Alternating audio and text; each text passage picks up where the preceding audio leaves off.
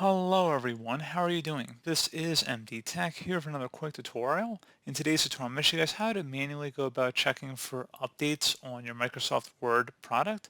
So this should hopefully be a pretty straightforward process here, guys, and without further ado, let's go ahead and jump right into it. So all you have to do is select the File tab up in the top left, and then you want to go down and select Account on the left panel here. On the right side, you want to go ahead and where it says Office Updates, select the Update Options button, and select the Update Now. Check for and apply updates for Office. Go ahead and left click on that. And then hopefully you should be up to date. And if not, it should go ahead and proceed and download and install the latest updates for your Office product. So should hopefully have been a pretty straightforward process for you guys. I do hope I was able to help you out. And I do look forward to catching you all in the next tutorial. Goodbye.